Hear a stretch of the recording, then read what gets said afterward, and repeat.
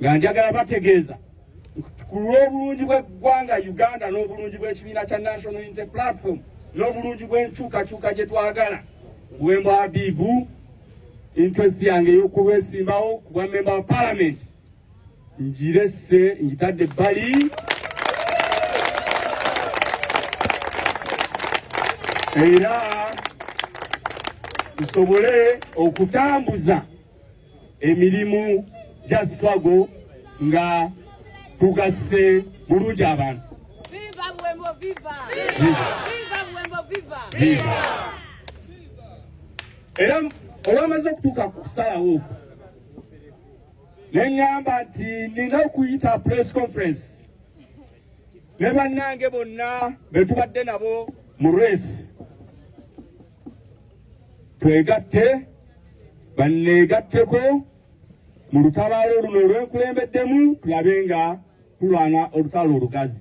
Oluvannyuma lw'okubeera nga tegedde obuvunaanyizibwa obwo ne ndowooza ku interest ze mbadde ntembeeta ng'omuntu.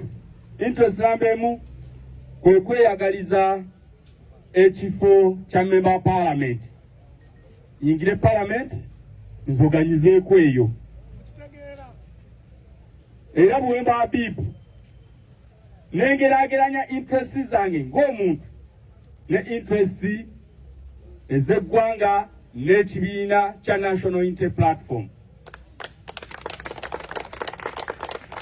Nga interest ennene y'Abannayuganda n'ekibiina kyaffe kwe kulaba nga tuleeta enkyukakyuka eyannamaddala tugende mu Uganda empya nga His Excellency Robert Kyagulanyi ye President atudde mu State House.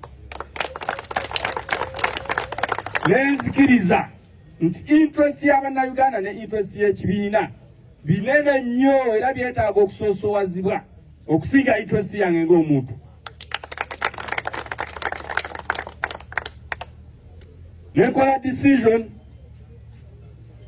eyinza okuba nga abamu eyinza okubawulikira obulungi ne bakisanyukira, abamu ne baleeta olulusi olukayirira mu kamwa.